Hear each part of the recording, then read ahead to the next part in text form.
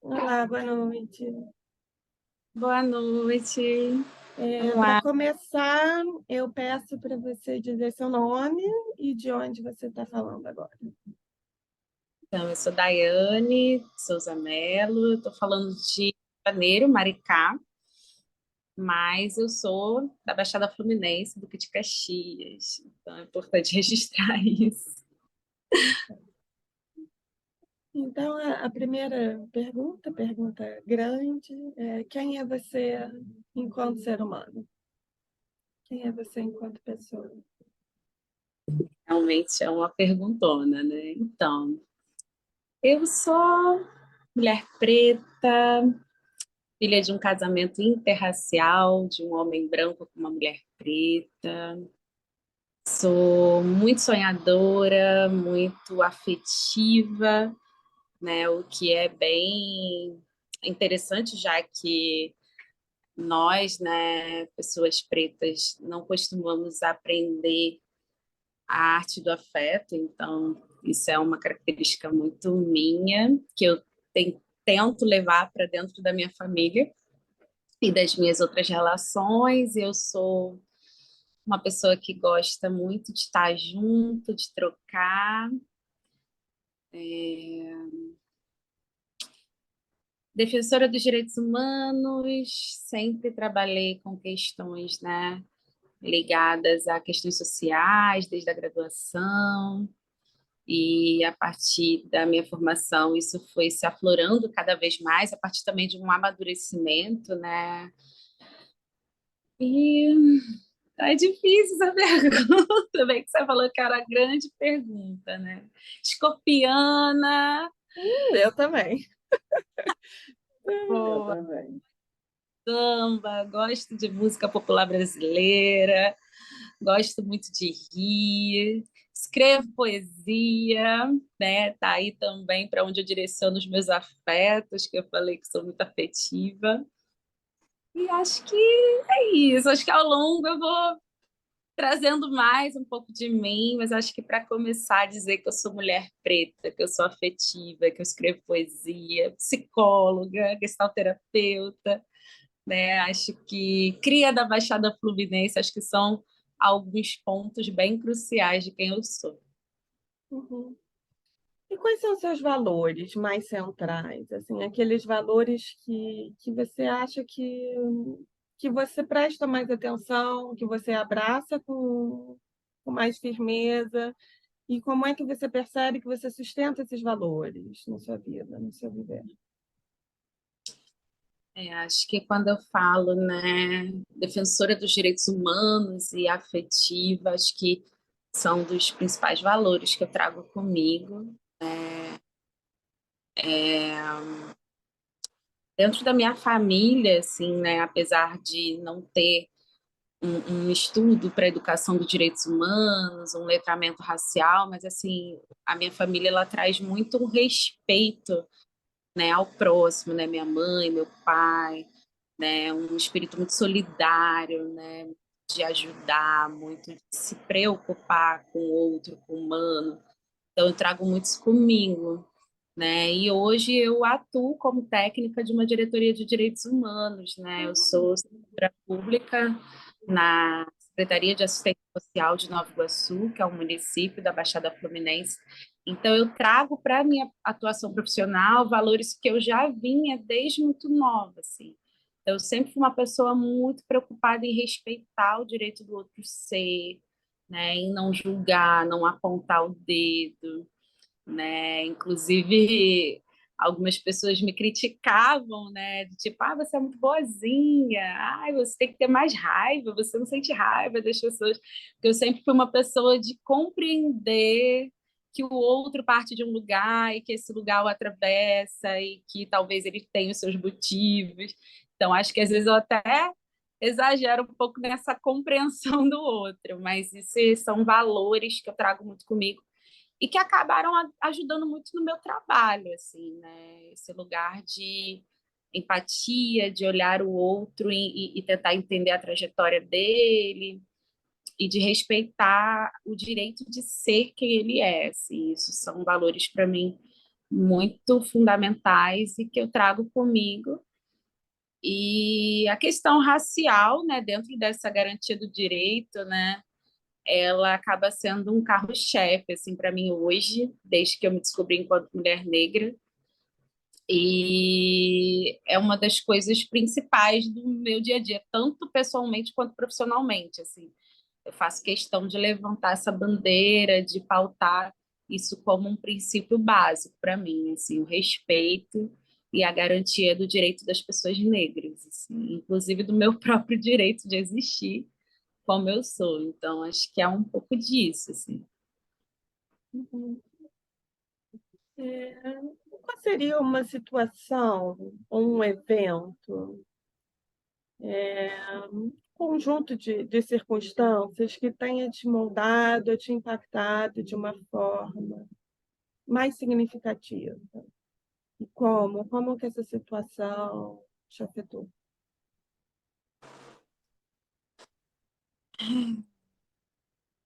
Acho que eu posso falar de uma situação mais antiga e uma situação um pouco mais recente.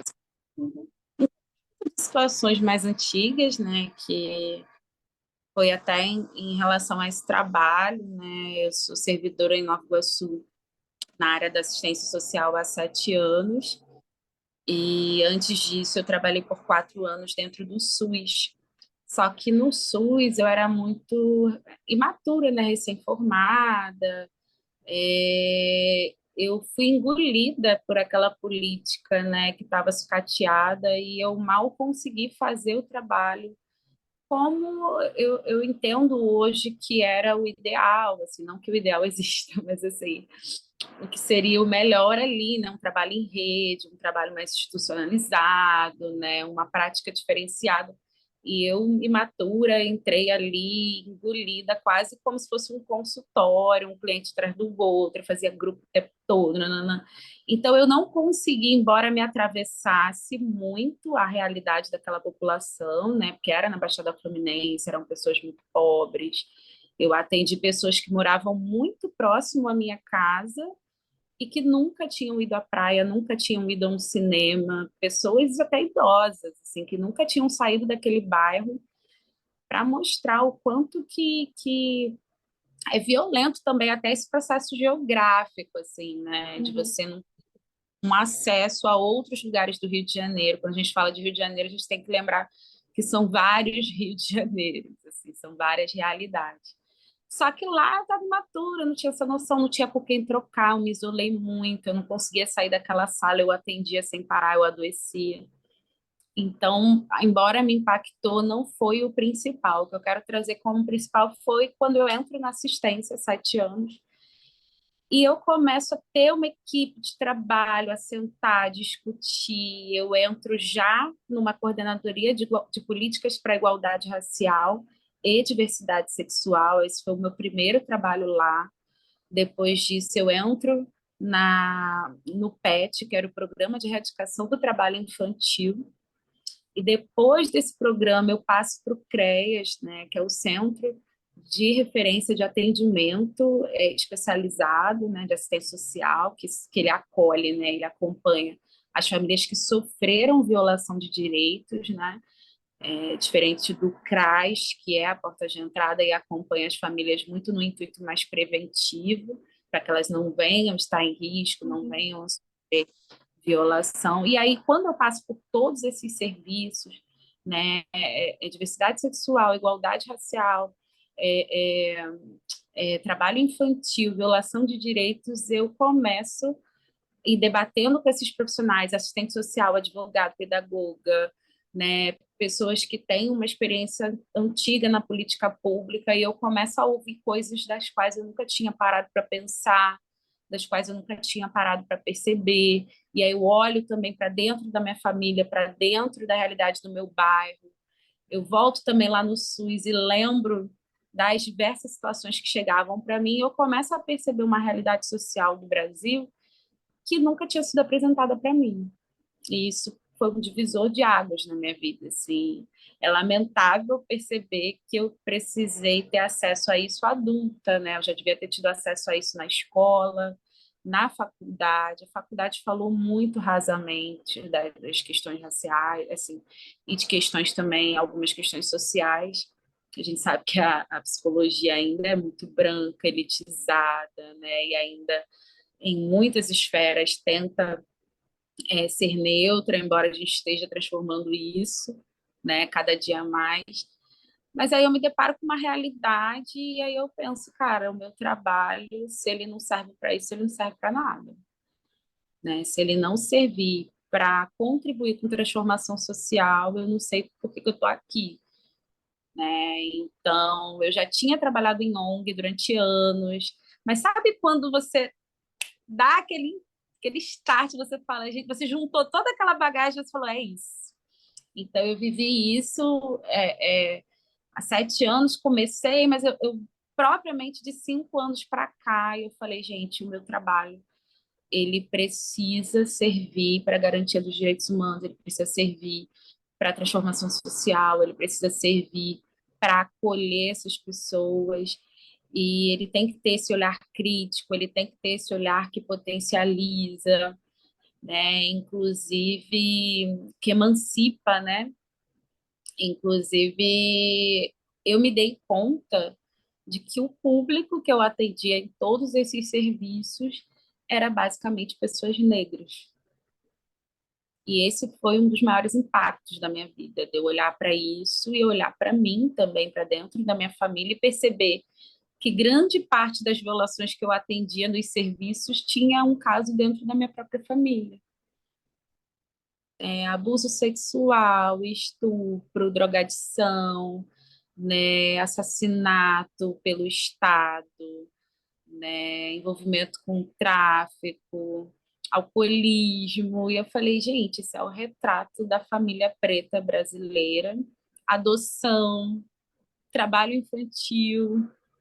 E aí eu falei, meu Deus, é o retrato da família preta brasileira, e são essas famílias que estão chegando aqui para eu acompanhar nesses serviços. Então, no consultório, na minha clínica, eu não posso fechar os olhos para isso.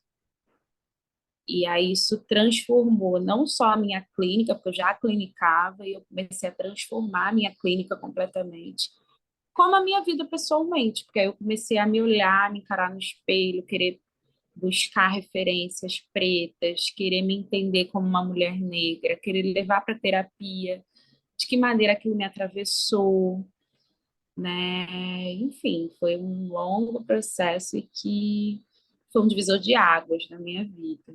Uhum.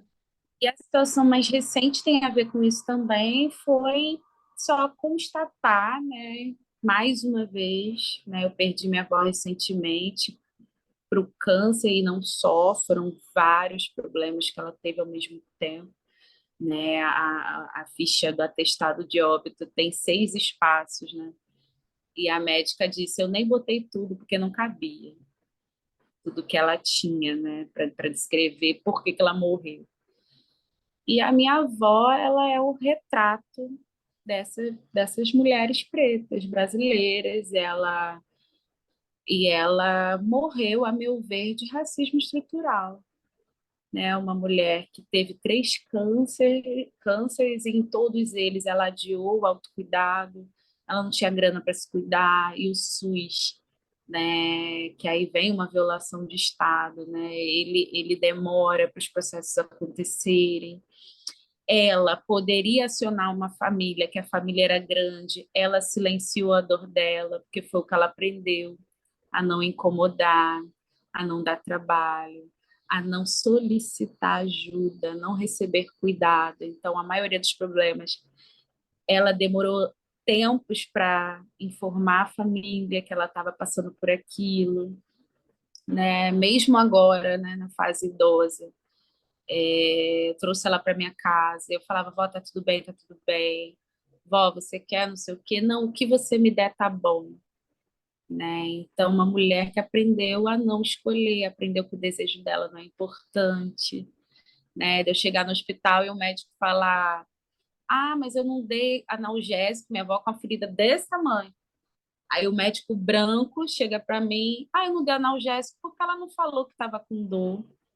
Aí eu falei, né? Você acha que uma mulher preta vai virar para um médico branco e vai dizer que ela está com dor, ela vai te incomodar? O senhor é médico, o senhor está vendo a situação dela, o senhor não sabe que ela está com dor? E aí, na mesma situação, eu perguntar, o senhor verificou a pressão dela? Não. Eu falei, mas vai hipertensa. Por que que o senhor não a enxergou, sabe? Então, são situações que, para mim, é um retrato do racismo estrutural no Brasil. Uma mulher que trabalhava fora, deixava os 5 filhos com a mãe para trazer o alimento porque não tinha comida, né? E uma mulher que, na fase idosa, dizia: Ah, minha filha, eu até queria um namorado, mas ninguém vai me amar, não. Então, para mim, isso é um retrato do racismo no nosso país e foi outra coisa que me marcou muito, foi recente, foi esse ano, foi em setembro agora. E ela morreu no dia anterior ao aniversário dela de 77 anos. Então, para mim, assim, é muito triste pensar quantas Terezinhas eu atendi, quantas Terezinhas eu ainda estou acompanhando, sabe? E eu acho que nosso trabalho enquanto psicólogos, né, enquanto terapeutas, precisa ser atuar na transformação dessa sociedade. Assim, senão, para mim, não faz o menor sentido. A minha próxima pergunta é exatamente sobre uma pessoa que teve um grande impacto. Você começou falando da sua avó, não sei se você gostaria de falar de outra pessoa, mas eu queria saber também como, né, como essa avó transformou a sua vida, essa avó gigante, ao mesmo tempo você percebendo todas as fragilidades, né, que o contexto colocou ali. Como é que ela impactou a sua vida? Não sei se você quiser compartilhar outra pessoa importante também. Não, são muitas pessoas importantes, mas deixa eu pensar.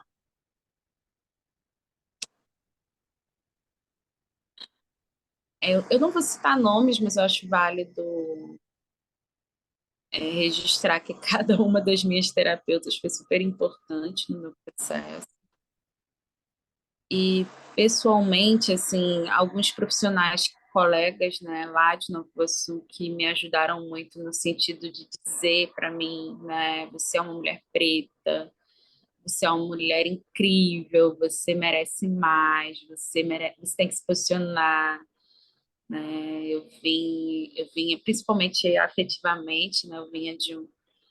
Eu vivi um relacionamento de 15 anos, uma relação que não me respeitou, assim, então olhar para minha avó, olhar para minha mãe, olhar para as mulheres da minha família, era também entender novamente, assim, o que que elas aprenderam sobre afeto, o que que elas aprenderam sobre o que elas mereciam, né? O que que elas acostumaram a viver, né? A naturalizar, né? O que que eu aprendi a partir dessas referências e o que que eu precisei buscar lá fora para me nutrir, porque ali talvez elas me deram o que elas tinham para dar, né? E eu precisava buscar outras referências que elas mesmas não acessaram, né? Então, lá em Nova Iguaçu, né, tem até uma amiga muito especial, Thais Gonçalves, é assistente social.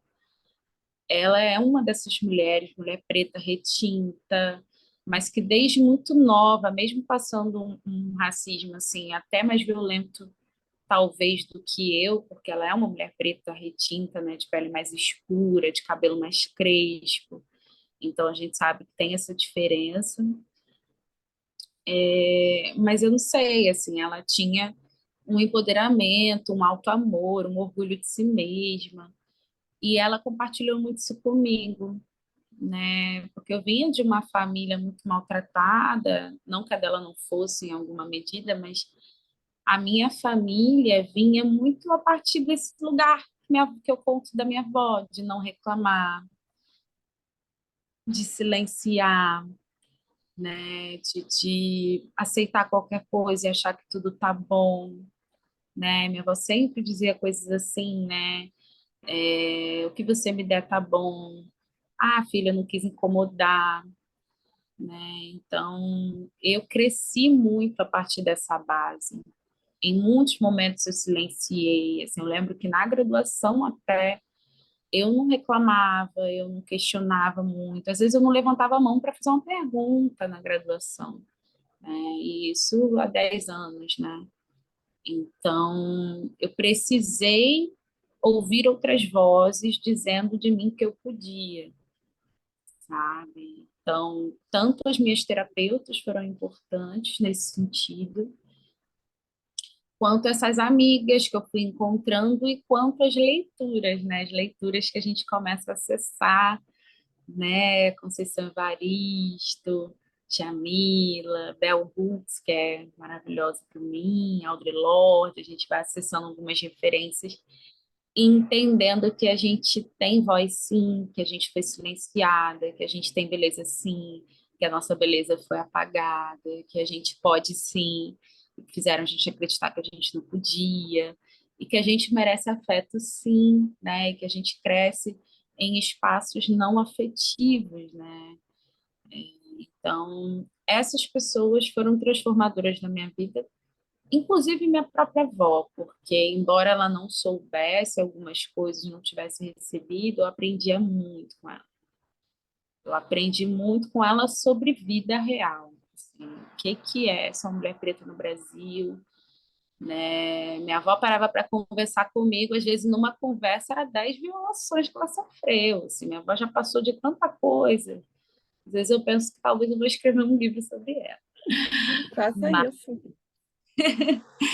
Mas era isso, era ver a vida ali nua e crua, era entender como as coisas funcionavam, então eu aprendia muito com ela.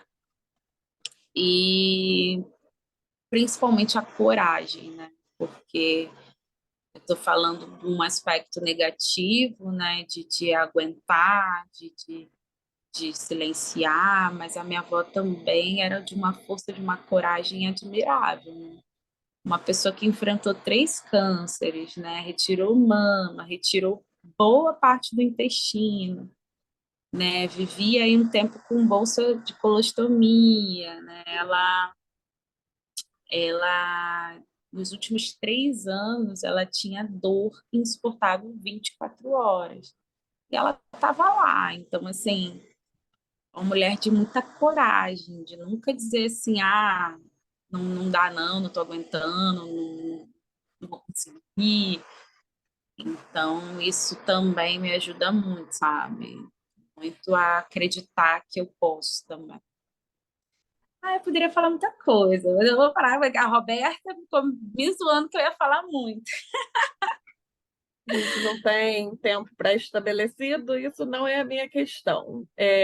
Como é que você vivencia, você experimenta o seu gênero? Olha, acho que até comecei a responder um pouco essa pergunta, né? Assim, hoje eu acredito que eu tenha uma outra experiência, né? Hoje eu me vejo muito mais fortalecida, muito mais apropriada desse lugar, né, de ser mulher, muito mais munida de recursos, né, de ferramentas, de conhecimento sobre os meus direitos, sobre o processo do Brasil, né, histórico, de como se dá, né, a dinâmica do machismo, né, principalmente nesse lugar de mulher preta, que aí tem um outro agravante.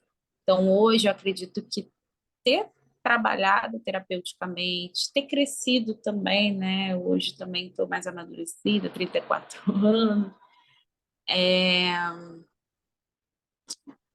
ter tido algumas experiências que fazem diferença e hoje eu experimento a partir de um outro lugar, assim. O tanto que eu hoje me sinto em condições, né, de falar para mulheres, né? Eu faço roda de conversa, a gente tem um grupo, eu e Roberta, né, Roberta Massou, a gente tem um grupo terapêutico para mulheres pretas, né, que é o Encontro de Manas, a gente escreve sobre mulheres, a gente compartilha, faz eventos com mulheres principalmente, né? Lá na assistência também já atendi muitas mulheres, quando a gente está nos espaços, o principal público é mulher preta, porque quem comanda, né? Porque são acompanhamentos familiares, né? E quem está à frente das famílias brasileiras, principalmente, que acessam os serviços da assistência, são mulheres pretas, e a maioria mulheres pretas solo, mãe solo, né? Então, são elas que frequentam o serviço, são elas que estão ali para trocar com a gente, demandando o nosso acompanhamento. Então, assim, hoje eu me sinto muito mais fortalecida e muito mais orgulhosa de ocupar esse lugar, assim. Mas é um processo difícil ser mulher nesse país. Não é simples, não. A gente passa muita coisa, assim. Eu atendo no consultório, né, principalmente mulheres, assim, mais de 20 mulheres. E elas, essas mulheres, né, o tempo todo me trazem questões as quais eu já vivi, coisas que eu também, né, me identifico, porque é isso, né? Tem uma experiência que é muito singular, que é muito de cada uma, mas tem uma experiência que é muito compartilhada, né? Então, relações abusivas, né, assédio, né, situações de não ser valorizada no âmbito profissional, né, de receber um salário inferior, né, de ser questionada do trânsito para quem dirige, né, de ser apontada, julgada de acordo com a sua liberdade sexual, de acordo com a expressão do seu corpo. A mulher tem um corpo muito tolhido, muito atravessado por um monte de coisas. Então, assim, eu consigo perceber e eu vivi efeitos de todas essas questões da minha vida, assim. Mas hoje, tendo essa consciência, não vou dizer que não me afeta, mas eu me sinto muito mais empoderada mesmo. Assim, eu não gosto muito de usar essa palavra, que ela ficou um pouco assim banalizada ultimamente, mas é isso, assim, eu me sinto potente, eu me sinto fortalecida para lidar e me sinto muito orgulhosa, assim, da vontade de bater no peito, essa mulher é. E isso para mim é muito gostoso compartilhar com outras mulheres nos sentirmos sempre mais fortes quando estamos juntas, quando estamos nos apoiando. Acho que é isso. Uhum. E com relação à sua idade? Como é que você vivencia a sua idade nesse momento atual da sua vida? Hoje, nesse momento atual, também vivencio bem, assim, eu vivi um processo né, eu falei que eu tive uma relação de 15 anos, né, comecei muito jovem, com 12 anos de idade, então acho que muitos processos na minha vida foram muito precoces, e não tenho filhos, né, que bom, que eu não quero ser mãe, mas outras questões foram precoces, então eu vivi um período aí, depois dos 20 e poucos anos, de querer resgatar uma adolescência não vivida, de querer fazer coisas que eu não tinha feito, então eu não estava muito. Não que tenha uma idade para as coisas, mas eu não estava muito conformada com a minha idade de não ter vivido algumas situações. E hoje não, hoje eu me sinto muito tranquila em relação à minha idade, né? Tenho minha profissão estabelecida, já estou com 10 anos de carreira, né? Os adolescentes já me chamam de tia. E eu lido com isso bem, acho legal, adoro trocar com eles. Então, acho que eu estou num momento assim muito gostoso assim de me olhar, né, de me admirar, de compartilhar com as amigas, assim. E como eu tenho muita clareza do que eu quero, para mim, eu não entro naquela angústia de algumas mulheres de 30 e pouco, né? Ai, porque não casou, porque não teve filho. Eu não estou preocupada com isso, sei. Então, diferente de algumas amigas que eu já dividi, até clientes também, que eu sei que vivem essa angústia na cidade, eu não, eu estou muito bem do jeito que eu estou, tá tudo tranquilo, não tenho essa rigidez de, sei lá, daqui a uns anos mudar minha cabeça, mas hoje eu estou vivendo muito bem a cidade, estou satisfeita de ter chegado aqui, do jeito que eu cheguei, com as realizações que eu fiz, assim, e foram muito difíceis, foram muito por mim, sabe? Até a própria graduação, eu que decidi fazer. não tinha ninguém falando para eu fazer, não tinha referências, assim. Na adolescência eu nem sabia o que era universidade. Eu descobri na escola, eu falei, eu vou fazer isso aí, eu fui, e estou 10 anos aí, né, atuando, então, assim, acho que eu estou muito, tô até orgulhosa de mim, assim, estou feliz e orgulhosa de mim mesma, estou bem, com 34 anos. Pode sempre conquistar mais, a gente sempre quer mais coisas, né, a gente quer sempre viver outras experiências, quero viajar mais, quero trabalhar mais, mas estou satisfeita, estou bem. A nossa próxima pergunta é sobre privilégio e poder. Como é que você vive? Como é que você sente? Como é que você pensa? Privilégio e poder. Nossa, essa pergunta é super importante. É até difícil responder, mas vamos lá.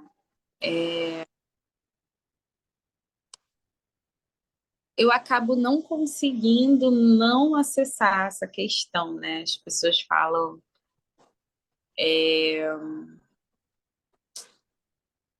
algumas pessoas ficam incomodadas da gente trazer sempre a questão racial, mas a questão racial é quem nós somos, assim, não dá para descolar disso. Quando a gente fala de privilégio e poder, né, enquanto mulher preta, mesmo não sendo retinta, né, entendendo que eu tenho uma passabilidade maior do que talvez algumas pessoas negras retintas, mas ainda assim, diante de pessoas brancas, eu jamais tive privilégio, nem no campo, né, social, nem no campo afetivo, né, das escolhas afetivas. Enfim, existe uma série de atravessamentos, né? Então, pensar privilégio para a gente é muito distante, é muito distante, assim, né? O máximo que eu consigo falar é que talvez, né? Mas há controvérsias em relação a isso, mas talvez em relação a pessoas pretas retintas eu tenha algumas vantagens em relação a essa passabilidade, né? O meu cabelo não é crespo, né? Totalmente, a minha pele é mais clara, em alguns momentos, embora eu nunca tenha alisado o cabelo, mas eu conheço pessoas, né, que têm o tom da minha pele, que alisam o cabelo, botam uma determinada vestimenta e conseguem ter uma entrada maior em alguns espaços, mas isso não quer dizer que elas têm privilégio, elas vão sofrer racismo onde elas forem, isso é fato, até porque o racismo é estruturante da nossa sociedade. Mas não consigo me pensar em lugar de privilégio, né? Talvez no âmbito do seio familiar, né? Sou filha de um homem branco, uma pessoa que foi servidora pública da Petrobras, então meu pai, Robson Santos, ele acabou, né, entrando, acessando algumas coisas que na época a Petrobras tinha muitas vantagens não, né, muitos benefícios para os profissionais.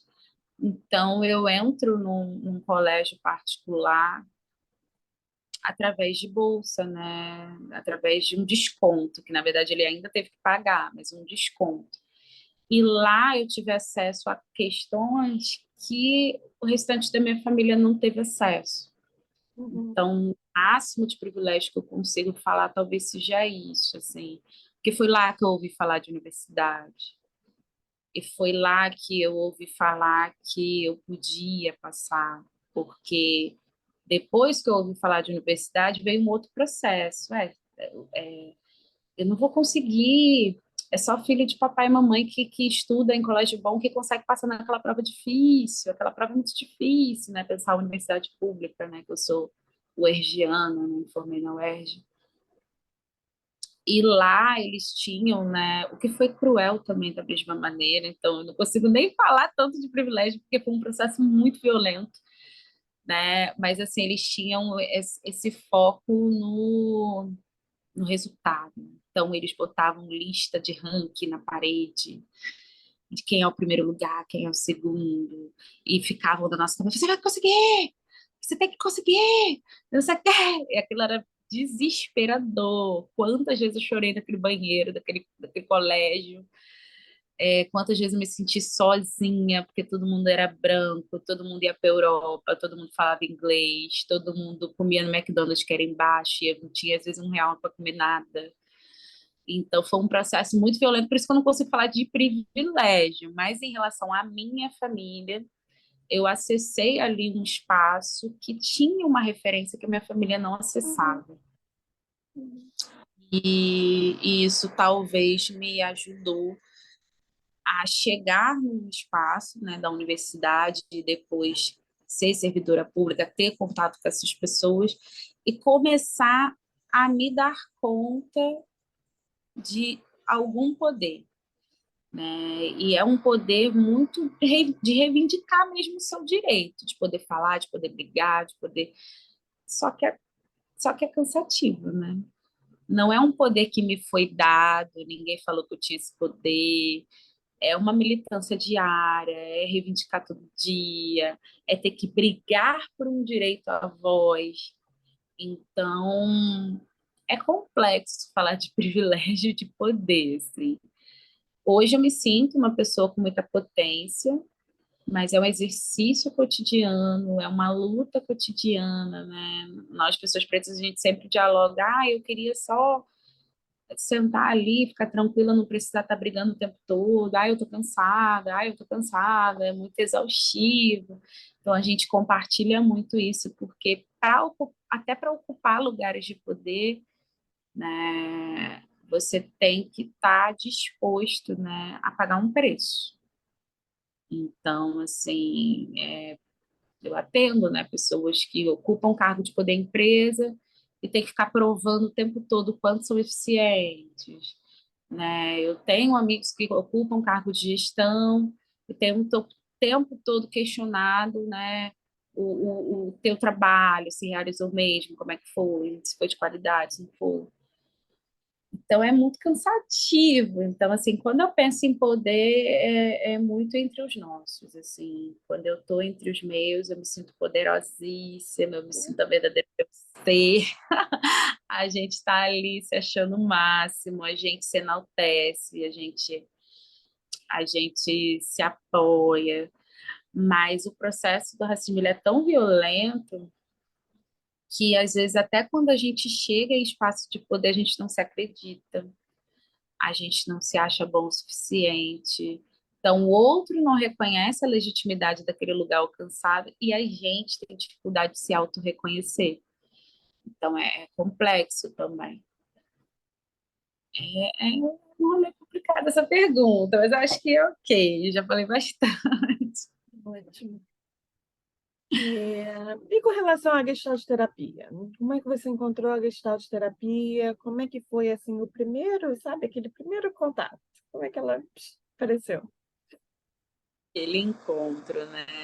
O primeiro contato com a Gestalt foi na UERJ, né, através da disciplina, né, primeiramente logo no terceiro período com o Hugo Elídio, né, Hum, e depois, mais para frente, né, mas ali eu já tinha decidido, já tinha gostado, já tinha achado muito interessante o quanto que era um campo que eu entendia um pouco mais humanizado, um pouco mais flexível, um pouco mais da troca, né, de uma coisa mais próxima, que eu não conseguia me identificar com as outras abordagens que eu já tinha tido contato. E depois com a Eleonora Prestelo, uhum, né, ela foi minha supervisora na UESC, supervisora de estágio, com toda aquela sensibilidade, aquela voz doce, aquele carinho, aquela presença. Eu me apaixonei ali pela Gestalt, né? Fiz minha monografia sobre Gestalt, questionando a psicologia hegemônica, as abordagens mais hegemônicas e apresentando a Gestalt terapia como uma possibilidade diferenciada, né? Eu trazia na minha monografia o quanto que as outras abordagens a meu ver, né, que aí eu me basei lá, no sentido de que eu sentia que tinha muito uma perspectiva de formatar as pessoas, né, de enquadrar as pessoas. E eu conseguia ver na Gestalt uma outra possibilidade, uma coisa mais que tem a ver lá com aqueles princípios que eu falei no início, que regem a minha vida, de deixar o outro ser, né, de deixar o outro Uhum. ser, de garantir o direito dele de existir, né, essa liberdade, essa potência. Então, na Gestalt, eu fui me encantando por essa possibilidade. Eu vi ali uma possibilidade. E foi isso. Aí, na própria UERJ, também me encontro com Laura Quadros, com toda aquela sensibilidade, aquela poesia que ela trazia. Ela foi a avaliadora dessa minha monografia. Avaliou, inclusive, escrevendo lá, muito poética para mim, um texto que eu nunca esqueci. Então, a partir dali, eu falei, é isso aí mesmo. Já saí da UERJ direto para a formação. Eu fui me formar no IGT, né? Com o Marcelo, Uhum. com a Márcia. E aí foi isso. Foi assim que a gente começou na Uhum. Gestalt. E quais aspectos da Gestalt terapia te captou? Aonde que a Gestalt te seduziu? Assim, da teoria, da prática? Por que você foi levada por essa abordagem? Você falou um pouco, na verdade, já, né? Não sei se você quer Sim, acrescentar alguma coisa. então, foi mais essa questão, assim, de eu me sentir mais livre, menos Uhum, enrijecida, uhum, com mais fluidez, né? A uhum, possibilidade de experimentar, a questão do corpo também, da uhum, troca afetiva, né? Eu falei lá no início que eu sou muito uhum. afetiva. Então, todas essas. Eu acho que pode estar dando uma falha no áudio. Eu acho que Ai, é. aqui para mim tá Não, ok. deu pequenos intervalos na sua fala. Vamos continuar mais um pouquinho. Tá. Senão, talvez eu. É. Tá. Qualquer coisa. Fiquei preocupada de perder um pouquinho das suas palavras. Com relação ao trabalho, seu trabalho hoje, como é que a Gestalt terapia aparece no seu trabalho? Quais são as várias facetas do seu trabalho? Você falou que você trabalha com direitos humanos, uma instituição, na clínica. Um pouco a essência do seu trabalho, o que que você faz, como é que é? Então, para os direitos humanos, né, para assistência lá, a gente trabalha com psicologia social, não é clínica, mas eu levo as referências da Gestalt no sentido da experimentação, dessa Uhum, proximidade, da questão da responsabilização também, né, de olhar para além da figura, né? Então, o olhar, né, do gestalt terapeuta ele não sai da gente, a gente vai levando para as instituições e para os espaços, e isso consegue acrescentar ali no trabalho, né? Então, isso aparece também lá uhum, na social. E na clínica, né, eu trago, né, eu trabalho a partir da Gestalt, mas eu te confesso que eu venho passando, né, de uns anos para cá, um grande processo, como eu te falei, né, de transformar o meu trabalho. Então, eu tive um momento de crise com a Gestalt, de pensar, acontece. Ué, acontece. a Gestalt não me atende, a Gestalt não é para gente preta, a Gestalt não olha para gente preta, a Gestalt não fala de gente preta. Então, isso para mim foi muito complicado, né? Eu vivi um distanciamento e aí começo, né, de uns tempos para cá, a me reaproximar, né? Começo a trabalhar com a Roberta Massot no Encontro de Manas, ela é gestalt terapeuta, e aí a gente começa a trocar mais. Começo a conhecer outros gestalt terapeutas pretos que trazem um outro olhar, né, que querem produzir, que querem escrever, que querem transformar a gestalt. Né? Hoje a gente está dentro de um grupo também de gestalt terapeutas, um grupo de WhatsApp, né? Mas que se pretende para além do WhatsApp, tá? Com alguns projetos, né? Um grupo de gestalt terapeutas pretos que tenta, né? Trazer uma outra dinâmica, uma outra perspectiva. E aí eu começo, né? De um tempo já para cá, a tentar conciliar, assim. Eu não preciso abandonar a Gestalt, eu preciso transformá-la por dentro, assim, como é que a gente Ou, pode ou, trazer. ou misturar, né? Gestalt já não é toda misturada, a gente mistura mais coisa. Eu fiquei curiosa para saber se você puxou de outras, né, nesse seu momento de crise, você puxou de outras, acrescentou, para onde que foi sua pesquisa, sua curiosidade, o que que você foi trazendo para o seu trabalho, de fora da Gestalt? Então, eu comecei a ler autores negros de qualquer outra área que fossem referências, né? Entendi. Então, aí vai ler Fanon, vai ler Uhum, até Lázaro Ramos, Djamila, vai ler Bell Hooks, né? Vai ler também outras pessoas que estão produzindo dentro da academia, artigos menores, mas que são super uhum, importantes porque são pesquisas, né? uhum, Dentro dos autores que falam da assistência, porque também eu comecei a entender que não daria para atender na clínica sem entender essa estrutura social, uhum, para o atravessamento, né, das questões sociais. Então, assim, eu não posso estar aqui atendendo e não lembrar que aquela pessoa passa fome, ou que aquela pessoa já uhum, sofreu violação por questão do gênero, por questão da sua uhum, sexualidade, por questão da sua raça, cor. Então, eu começo a tentar ampliar algumas coisas. uhum, E a Gestalt também traz essa possibilidade, quando a gente fala, né, de olhar o fundo e não só a figura, né? Então, de você ampliar, mas de trazer um olhar para essas questões que eu te confesso que nem sempre apareciam para mim nos livros, não apareciam para mim nas referências, né? Os eventos que eu ia só tinham gente branca falando de questões de gente branca, assim, não tinha ninguém falando das questões que nos atravessam. Então, eu comecei a desistir de ir nos eventos, eu não se tinha contemplado nem pelos valores, que não eram acessíveis, nem pelos autores, nem para os espaços, que eram totalmente, para nós, acabam sendo muito violentos quando a gente está num espaço e a gente não se vê, né? Isso para a gente é muito violento. Então, eu comecei a não me ver em lugar nenhum e eu comecei a não querer estar ali. E aí eu comecei a criar os meus quilombos aí, né? Participar de grupos. Eu tenho um grupo, a gente tem uma paradinha agora, porque esse ano foi bem cansativo, mas eu tenho um grupo de intervisão entre pessoas pretas. Então, são 5 psicólogas pretas, gestalt terapeutas, que sentam para trocar, debater texto, debater filme, fazer intervisão de casos. A gente se acolhe, a gente se abraça, a gente fala de notícia que nos atravessou, que fez a gente, né, chorar, fala de notícia que cliente trouxe, que atravessou cliente, que a gente precisa refletir, porque talvez tenha atravessado um outro cliente, porque é isso, assim, muitas das questões que atravessam pessoas pretas são coletivas.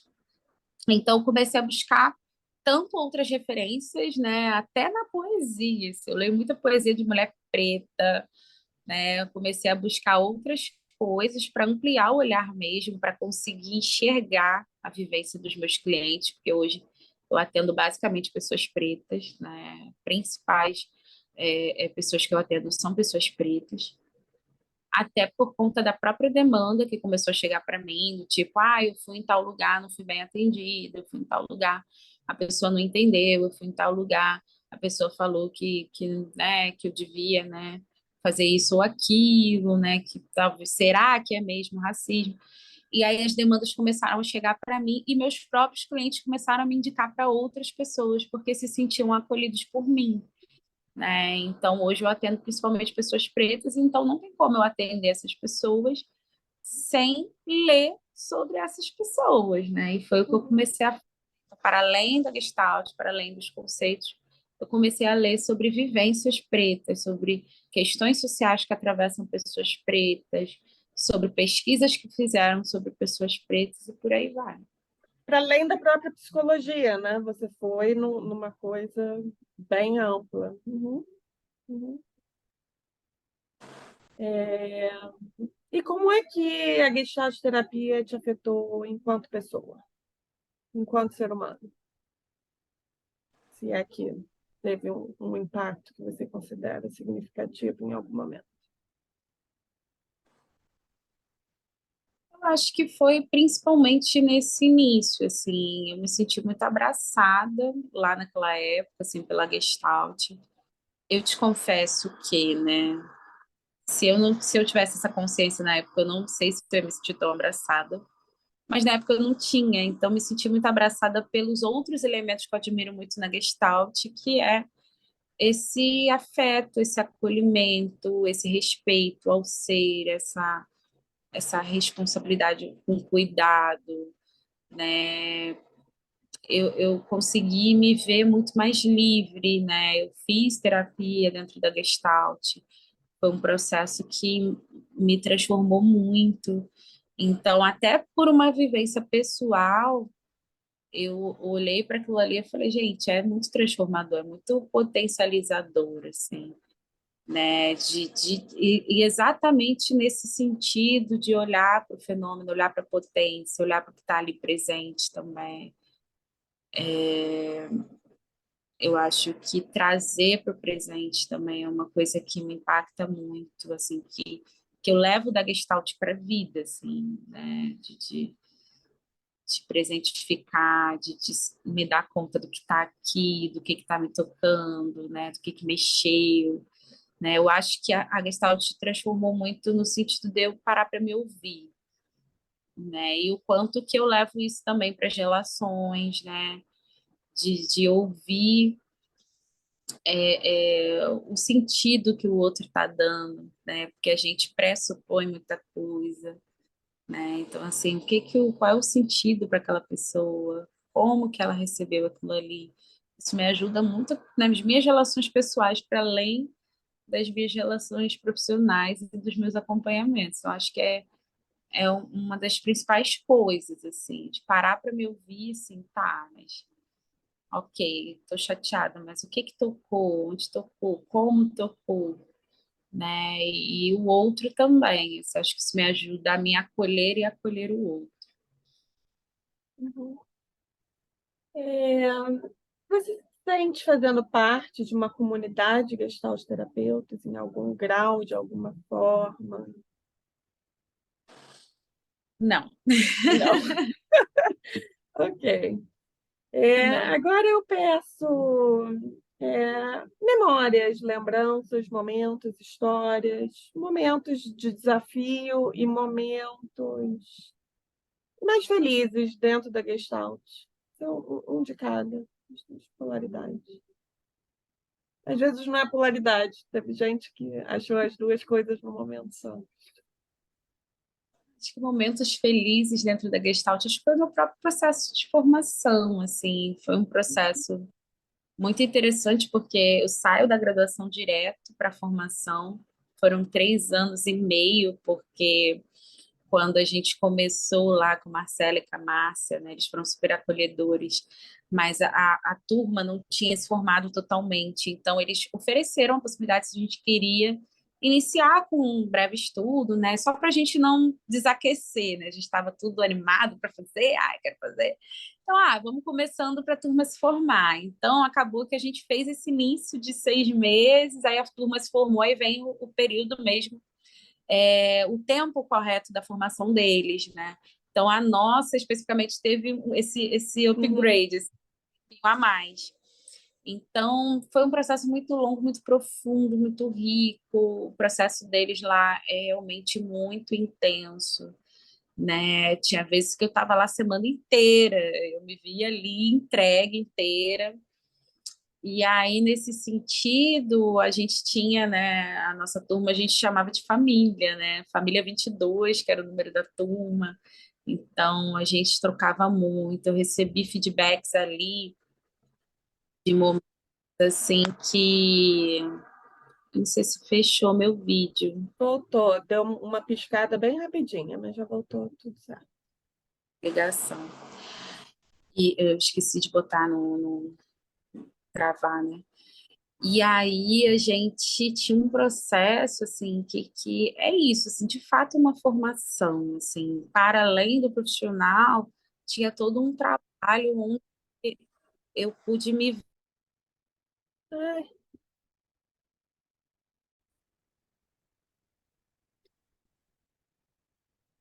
é, sim, você vinha falando lá da formação com Marcela. Pois é, e assim foi um processo muito rico para mim, foi bem naquele período que eu falei que eu estava no SUS, né, sendo engolida, Hum, pública sucateada, e aí eu chegava lá na formação e eles tinham um processo, né, de formação mesmo de sujeito, para além, né, formar um gestalt terapeuta, né? E então a gente partilhava as nossas experiências, a gente partilhava o que estava nos atravessando, tinha uma avaliação, feedback, né, de todo mundo da turma no final. Então, o retorno era muito do tipo, Daiane, respeita os seus limites, você não para de trabalhar, você trabalha demais, isso vai te adoecer, você é muito boa, por que que você se exige tanto e não sei o quê. E então foi uma coisa transformadora para mim, assim, estar aprendendo a Gestalt ali para atender outras pessoas, mas também conseguir aproveitar de todo aquele processo para mim pessoalmente também. Eu não sei se era bem, eu já me uhum. perdi. Não, eu tinha pedido mais histórias e um momento de desafio relacionado à Gestalt. Um momento mais difícil.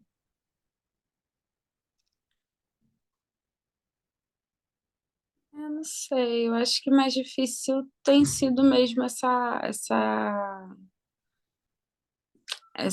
esse ressignificar a Gestalt, acho que é isso, Uhum, assim, de entender que eu não preciso abandonar, até porque das abordagens ainda é a que mais me atrai, mas como agregar, como fazer uhum, voltar a ter um sentido para mim, como me ver ali de alguma maneira, né? E tem sido um caminho bonito de encontrar outros pares dentro da Gestalt e conseguir trocar dessas angústias, conseguir ver que eu não estou sozinha nessa e a galera começa a pensar outros movimentos e aí a coisa começa a voltar a fazer sentido, começa a me instigar novamente. Então, foi um desafio, mas já está sendo um processo transformador também. Acho que não tem outra coisa que eu consiga destacar de me desafio. parece já um desafio bastante robusto. E olhando para frente, o que que você imagina para você, para o futuro, para a Gestalt terapia para o futuro? Você já está se colocando como, né, tentando transformar alguma coisa? O que que você vê para frente? O que que você deseja, talvez, né? O que que você gostaria para você, enquanto pessoa, e para a Gestalt terapia de uma forma mais ampla? Ai, acho que é isso, assim, eu quero ver a Gestalt como eu a vi lá atrás, assim, porque lá atrás eu vi como uma abordagem que abraçava todas as possibilidades de ser, né? E aí eu quero voltar a vê-la dessa maneira. E acho que já tem movimentos bem interessantes acontecendo. Acho que é o caminho, acho que a gente tá buscando isso. E para mim eu espero produzir. Eu espero produzir. Eu acho que de algum modo, né? Eu até por conta de toda essa trajetória, né, que eu conto, né? Eu acho que eu me sabotei muito profissionalmente, e principalmente no campo da produção acadêmica, da escrita, né? Eu sou uma pessoa que eu escrevo desde muito criança, eu escrevo poesia, eu escrevo contos, eu escrevo um monte de coisa e eu pouco jogo isso no mundo, sabe? É até outro desafio, né? Eu tive um desafio muito grande nessa monografia que eu falei, assim, eu demorei muito tempo para conseguir escrever, eu me cobrava demais, o tanto que quando eu escrevi, dos feedbacks que a Laura Quadros deu para mim é que foi uma dissertação, do tanto que eu me cobrei, assim, foi imensa, foi gigantesca, foi profunda. Então, acho que eu aprendi na vida a me cobrar demais e isso acaba travando processos, assim, eu quero poder me liberar mais, né, escrever, até por conta dessa questão mesmo. Eu acho que a gente precisa de outras produções dentro da Gestalt. e já tem uma galera aí produzindo, mas eu quero ser uma dessas pessoas, assim. Então, acho que preciso jogar mais no mundo, assim, o que eu tenho aqui, que eu discuto com os meus, que eu escrevo para mim, botar mais para o mundo. Eu espero conseguir produzir mais, assim, nesse sentido. Eu já estou na fila para ler, então, um livro de poesia, um livro sobre a sua avó e um livro sobre a Gestalt terapia repensada, readaptada. Tá Eu vendo gosto quanta de ler coisa? os livros, eu gosto de ler os livros, vai escrevendo que eu vou lendo. Já tem, ó, 3 aí que já estão anunciados. Eu preciso jogar para o mundo. O objetivo é agora. É, ok, são essas as nossas perguntas, né, fixas, padrão. Tem alguma coisa que você gostaria de acrescentar, que é importante para você poder compartilhar, que a gente não perguntou, que a gente não tocou, que você deixou passar, que eu deixei passar? A gente está iniciando um processo, assim, ainda não posso dar muito spoiler, porque a gente está na construção, mas eu e Roberta Massou, que é gestalt terapeuta também, que fez a entrevista para você, ela que me indicou para estar aqui, ela trabalha, né, no Centro de Sandra Salomão, e a gente está iniciando um processo aí, uma luta que ela iniciou lá, né, para poder conseguir é, um, é, como é que eu falo, né? As bolsas. Iniciar um projeto, né, lá de cotas de bolsa, de cotas raciais. E a partir desse diálogo, a partir dessa importância, né, que o Instituto começou a entender, a gente está, né, desenvolvendo aí uma parceria que a gente vai começar a dar curso, né, dar aula de questão racial, de questão antirracista, para a branquitude, né, para terapeuta que queira, né, se aprofundar, que queira realmente se comprometer em ter uma clínica, né, mais comprometida com direitos humanos, com a garantia dos direitos humanos. Então, a gente está aí nesse projeto agora. E a gente tem os nossos projetinhos também, que são projetões, assim, a gente fez ano passado, esse ano, na verdade, ó, parece que o ano já está acabando, já acabou. Esse ano a gente fez o primeiro encontro de psicólogos e psicólogas negras no Rio de Janeiro, então foi uma galera. A gente pretende fazer ele anualmente, então ano que vem tem novamente, sempre em agosto, em referência ao Dia do Psicólogo. E a gente tem vários outros projetos, a gente vai continuar com o trabalho com mulheres negras, né? Então, e a ideia é essa, assim, começar a produzir, começar a escrever, começar a botar no mundo, né? Então, acho que é mais isso, assim, só dar um spoilerzinho que tem coisa vindo por aí para a comunidade gestáltica também e acho que é isso, e agradecer a possibilidade de estar aqui, agradecer a paciência também, porque a gente se encontra no mês de novembro, novembro negro, minha agenda lotada, uma confusão, aí tem Copa do Mundo, e tem tudo acontecendo, então foi difícil ajustar as nossas agendas, mas eu fiquei muito feliz de poder estar aqui, muito grata, e acho que é isso, só agradecer mesmo. Eu que agradeço muitíssimo o seu tempo, suas histórias, sua contribuição. Vou parar aqui.